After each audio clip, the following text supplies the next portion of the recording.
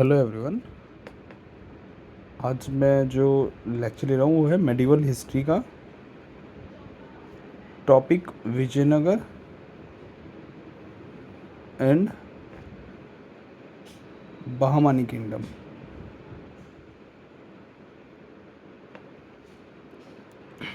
तो ये आपने पीवाईक्यू देखे होंगे। तो जो पीवाईक्यू निकल के आपने आए हैं उसमें यूनिक फीचर्स हमें जानने हैं, किंग्स के बारे में जानना है, ट्रैवलर्स के बारे में जानना है, आर्किटेक्चर के बारे में जानना है, बाकी सो ऑन। बाकी ये CDS, CAPF एंड CSE का थोड़ा फेवरेट पार्ट में से एक क्वेश्चन आता ही आता है 1-2 सालों में। अब इसमें सबसे पहले हमें देखेंगे कि लोकेशन कहाँ है इसकी, क्योंकि लोकेशन से भी काफ़ी क्वेश्चन आए हैं बीते कुछ सालों में। जैसे ये इंडिया है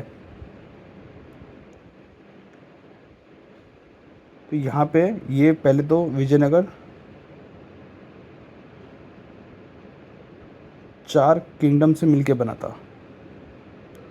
लोकेशन के मामले में यादव और देवगिरी जो कि कर्नाटका का है पार्ट है, होयसाला ऑफ द्वारा समुद्रा जो कि सॉरी ये वेस्टर्न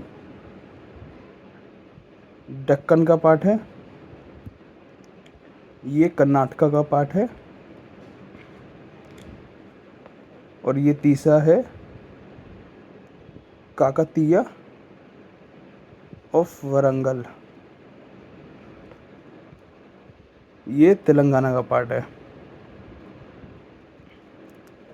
और चौथा और लास्ट मदुरई, ये सदर्न तमिलनाडु का पार्ट है। तो इन 4 लोकेशन में मिलके बना था जो था विजयनगर एम्पायर, जो प्रेजेंट डे हम्पी से लोकेट किया जाता है। अभी था कहाँ? ये था सदर्न ऑफ तुंगभद्रा रिवर। ये पूछ चुके हैं एग्ज़ाम में, इस वजह से थोड़ा आप इस पर ज़्यादा ध्यान देना। ये 14th सेंचुरी के राइज हुआ था, और अगर 14th सेंचुरी में अगर ईयर देखा जाए तो 1336। अब इसके जो फाउंडर थे वो थे संगमा डायनेस्टी से। ये संगमा एक तरह की डायनेस्टी सी, जो परिवार कहते हैं शायद वो रहा होगा, ऐसा हिस्टोरियन कहते हैं। इनके 2 भाई हरिहरा एंड बुका, और इसी के साइड में भी एक और डायनेस्टी चल रही थी जिसे हम कहते हैं बहामनी किंगडम।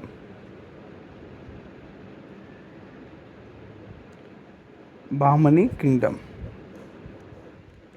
अब ये किससे अलग हुई थी? देखो, कोई भी डायनेस्टी होती है पहले तो किसी का पार्ट होती है इंडिपेंडेंट, फिर आगे जाके वो खुद को, ऐसे आपने सुना होगा, घोषित कर दिया, या कुछ राजा मर गया तो उसको इंडिपेंडेंट हो गई वो। तो ऐसे ही ये इस्लामिक सल्तनत में थी, वहाँ से गॉट इंडिपेंडेंट। ठीक है, अब इसके ये कब हुई थी? ये हुई थी 1345-47। फाउंडर का नाम थोड़ा सा आप याद रखना, थोड़ा सा इम्पोर्टेंट हो जाता है, जाफ़र खान। इसी को हम कहते हैं बहामन शाह। अब इसकी लोकेशन भी थोड़ा सा याद रखना, आप मैप में कभी भी पूछ लेते हैं। इसकी लोकेशन है देवगिरी और गुलबर्ग, नॉर्दर्न कर्नाटका। देखो ये डायनेस्टी ना, अगर दोनों एक साथ पढ़ते हुए चलेंगे तो थोड़ा सा इजी हो जाता है, क्योंकि इन दोनों डायनेस्टी में आपस में क्लैश दिखते हैं। तो आगे जाके हम देखेंगे बेदार, अहमदनगर, गोलकोंडा ने अलायंस बना के विजयनगर पे हमला कर था। तो इस वजह से थोड़ा सा इजी रह जाता है। तो पहले बहामनी किंगडम के बारे में थोड़ा सा ज़्यादा अच्छे से जाने थे, ये बाकी मैंने विजयनगर का आपको ओवरव्यू दे दिया कि भाई ये ऐसे किंगडम था, ये लोकेशन थी। अब क्लैश हो रहे हैं तो लोकेशन की वजह से भी हो रहे हैं कि भाई, और ये आप देखोगे रीजन काफ़ी अच्छा है। क्यों है? क्योंकि ये सारा सी का पार्ट आ रहा है। जैसे यहाँ पे बे ऑफ बंगाल है, यहाँ पे अरेबियन सी है, तो ट्रेड का इन्फ्लुएंस काफ़ी अच्छा है। अब ट्रेड हो रहा है तो भाई जाहिर सी बात है टैक्स वगैरह लगेगा। तो जो भी इस रीजन को डोमिनेट करेगा उसके पीछे कहीं ना कहीं एक टैक्स रीज़न है कि जो उस चीज़ को अच्छे से यूटिलाइज़ करना चाहता है। तो पहले एक बार बहामनी किंगडम के बारे में जान लेते हैं। इसमें ज़्यादा टाइम लगेगा क्योंकि छोटा सा किंगडम है ये। इसमें आपको बस ये हसन गांगू के बारे में पढ़ना है, और ये 4 तरफ कहा जाता है जो एक गवर्नर से के द्वारा करता था। गवर्नर रूल करता था, जो किसके अंडर आते थे? बहामनी किंगडम के अंदर। अच्छा, इसकी मैंने जो बताई आपको कैपिटल है गुलबर्ग है, ये कैपिटल थी। तो जो राजा होता था, जो फर्स्ट बना था जाफ़र खान, इसी को हम कहते हैं बामन शाह। इसके अंडर ये 4 तरफ, ये तरफ सिस्टम कहा जाता है, वो था तरफ सिस्टम अंडर बामन शाह।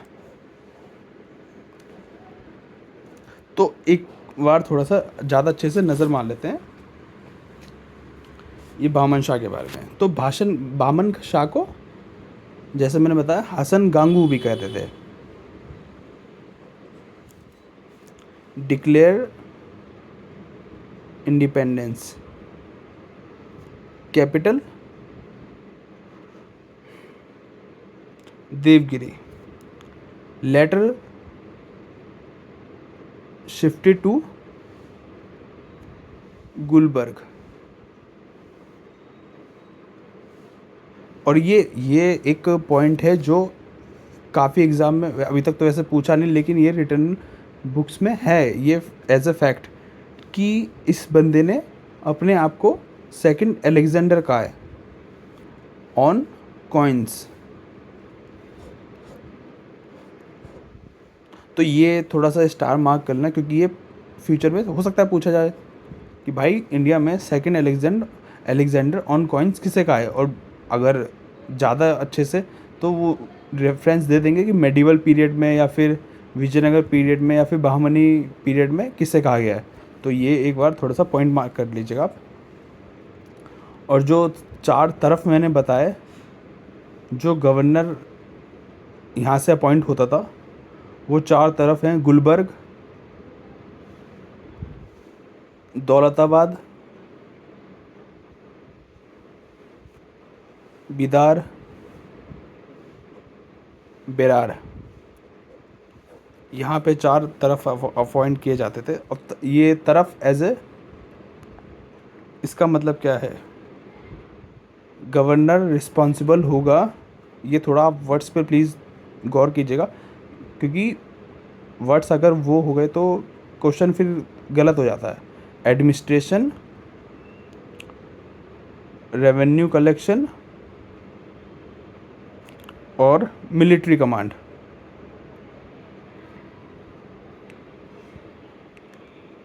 ये 4 चीज़ें गवर्नर के अंडर आ रही थी,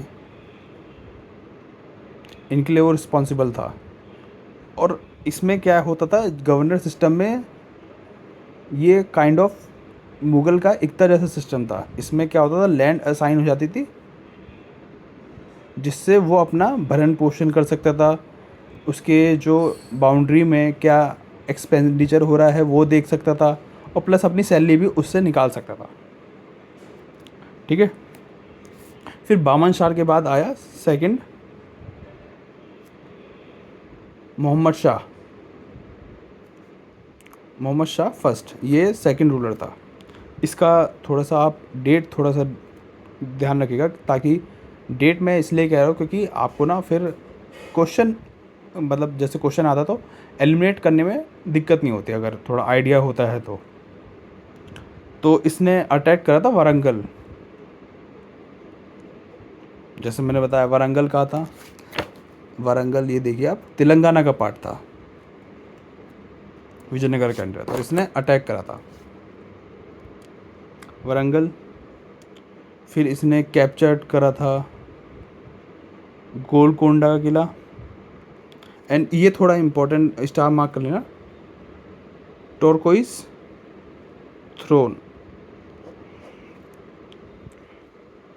ये बहमनीज की रॉयल सीट हुआ करती थी। ये शायद मैंने क्वेश्चन जो देखा है ये बीपीएससी या यूपीपीसीएस में पूछ चुका है कि टोरकोइस थ्रोन किससे रिलेटेड था, बहमनी किंगडम से, बहमनी रॉयल सीट। अच्छा, इसमें एक फैक्ट और है, ये भी स्टार मार्क कर लीजिएगा, कि जो मोहम्मद शाह था, हमने मराठा में पढ़ेंगे कि मराठा में अष्टप्रधान, 8 मंत्री जिसे कहते हैं, एक सिस्टम होता है अष्टप्रधान, 8 मिनिस्टर। ये इसने वो पहले से इम्प्लीमेंट कर रखा था। तो अगर कभी क्वेश्चन आए कि जो मोहम्मद शाह का अष्टप्रधान सिस्टम था वो मराठा सिस्टम के थोड़ा सिमिलर था, तो सिमिलर कह सकते हैं, लेकिन मराठा ने पूरा ही अडॉप्ट करा था या फिर उनसे इंस्पिरेशन ली थी, तो ये थोड़ा सा गलत हो जाएगा। हाँ, ये कह सकते हैं सिमिलर था, लेकिन अडॉप्ट नहीं करा था या फिर उनसे ही इंस्पायर नहीं थे। अच्छा, इसके मैं आपको थोड़ा बता देता हूँ, ये हो सकता है पूछ ले कि भाई कि जो इनका सिस्टम था इसमें कौन कौन सी पोस्ट आती थी। तो पहला फर्स्ट आती थी वकील अस सल्ताना। अब इसका क्या मतलब था, ये लेफ्टिनेंट होता था। And immediate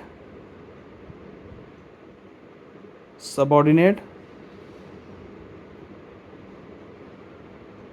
of sovereign. Sovereign क्या है, अब पॉलिटी में पढ़ते होंगे ना, जो इंडिपेंडेंट किंगडम है जिसके ऊपर कोई रूल नहीं हो रहा, तो इमीडिएट होता था ये। जैसे अगर राजा की अब्सेंस में तो ये एक्शन ले सकता था, वकील अस सल्ताना। And the second is Waziri कुल। इसका क्या काम था, supervised the work of all other ministers, ये था।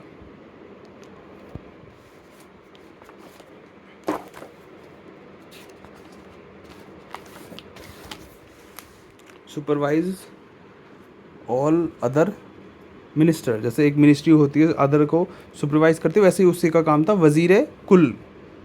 अब ये थर्ड है अमीर ए जुमला। अमीर ए जुमला का क्या ना काम था, finance minister, minister of finance. यार देखो, ये चीज़ ना आप थोड़ा सा पढ़ लेना, क्योंकि पीवाई के अकॉर्डिंग ये जो पोस्ट होती हैं कई बार पूछी गई हैं एग्ज़ाम्स में, सीडीएस में, सीएपीएफ में, तो इसको एक बार ज़्यादा अच्छे से ध्यान रखना आप। चौथी पोस्ट थी वज़ीर ए आशराफ। इसका मीनिंग होता है minister of foreign affairs and master of ceremonies.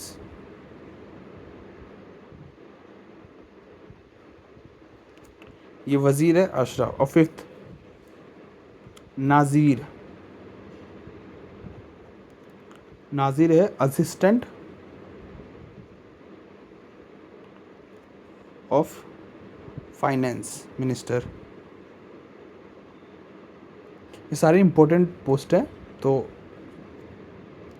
फिर पेशवा, ये तो मराठा में आपने सुना होगा, सिमिलर ही पोस्ट है, जो उसके राजा के सबऑर्डिनेट होता है, जो काफ़ी एडमिनिस्ट्रेशन देखता है। और मराठा में हम पढ़ेंगे जैसे बालाजी विश्वनाथ काफ़ी ग्रेट पेशवा रहे हैं, बालाजी बाजीराव वो काफ़ी ग्रेट पेशवा रहे हैं। तो ये ल्यूटिनेंट होते थे कम, ये किंगडम के ल्यूटिनेंट ऑफ किंगडम।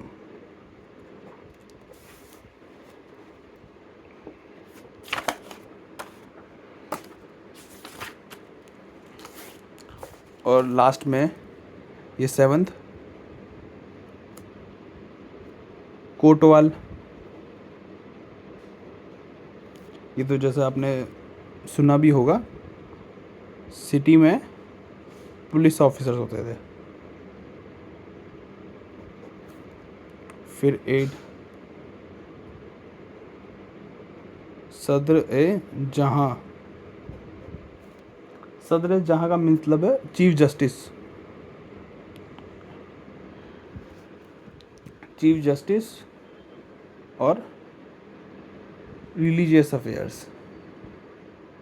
याद रहे, आप थोड़ा सा ये याद रखना, उस समय कोई ऐसा रूल नहीं हुआ करते जैसे अब चलते हैं, कोई सीआरपीसी होता है, एविडेंस एक्ट होता है, अब चलते हैं, उस समय नहीं। उस समय रिलीजन के बेसिस पे सज़ा दी जाती थी। जैसे सपोज़ कीजिए कोई पर्सन मुस्लिम है, उसने कोई मतलब चोरी करी है, तो अब देखा जाएगा कि रिलीजन टेक्स्ट बुक में क्या लिखा है, तो उसके अकॉर्डिंग उसको सज़ा दी जाएगी। तो वही चीफ जस्टिस का काम होता था। ये हो गया। फिर एक और अच्छा है जो सिमिलर इन्होंने काम करा था, कि जो सप्रेशन करा था हाईवे रॉबरी का, highway suppression of highway robbery, ये एक और काम, ये सिमिलर काम ही किसने करा था, शेरशाह सूरी में, शेरशाह सूरी ने नॉर्थ इंडिया में। अब ये भी करना इम्पोर्टेंट था कि टैक्स की चोरी हो रही थी, ट्रेड ख़राब हो रहा था। अब जब लोगों के पास चीज़ें बेच नहीं पाएंगे तो ट्रेड कैसे अच्छा होगा। स्टेट भी तो उसी ट्रेड में से जब आगे सामान बिकेगा तब टैक्स रखेगा। और फिर ये टोल भी कलेक्ट करते थे हाईवे पे, ठीक है।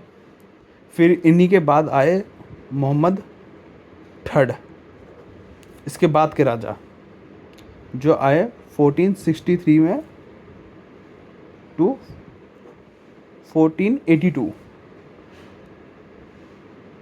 अच्छा, इनके राजा तो चलो ठीक है, राजा आया है, लेकिन इससे भी ज़्यादा बढ़िया काम करा था इनके जो एडवाइज़र थे, उनके बारे में हमें थोड़ा सा ज़्यादा जानना है। इनके जो मोहम्मद गवन हैं एडवाइज़र थे, और ये उस समय जो पोस्ट है पेशवा, बाहमनी किंगडम के पेशवा थे मोहम्मद गवन।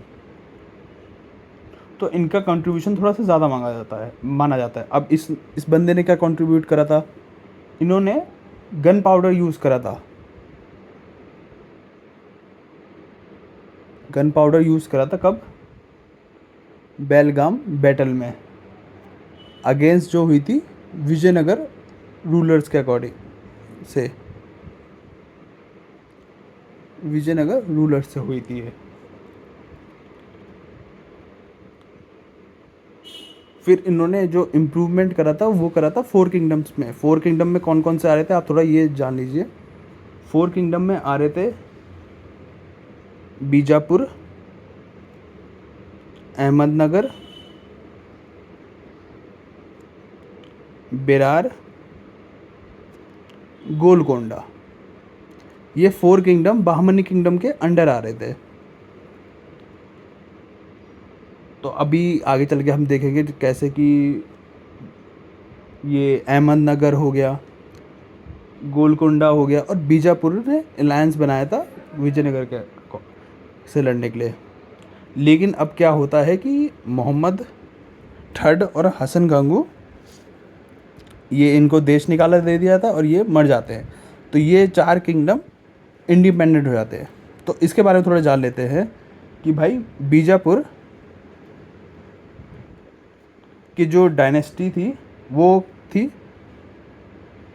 आदिल शाही। फाउंडर थे यूसुफ आदिल शाह। यार ये ना थोड़ा सा आप बीजापुर एरिया, डायनेस्टी और ये फाउंडर थोड़ा सा ध्यान रख लेना, क्योंकि थोड़ा सा कंफ्यूज करके पूछ सकता है। फिर मैं गोलकोंडा की बात करता हूँ। गोलकोंडा में कौन था, कौन सी डायनेस्टी थी? कुतुब शाही। फाउंडर कुली कुतुब शाह, कुली कुतुब शाह। फिर ये अहमदनगर की डायनेस्टी, अहमदनगर की डायनेस्टी। फिर ये निज़ाम शाही, इसके फाउंडर मलिक अहमद। फिर ये सरकी, सॉरी एरिया है जौनपुर,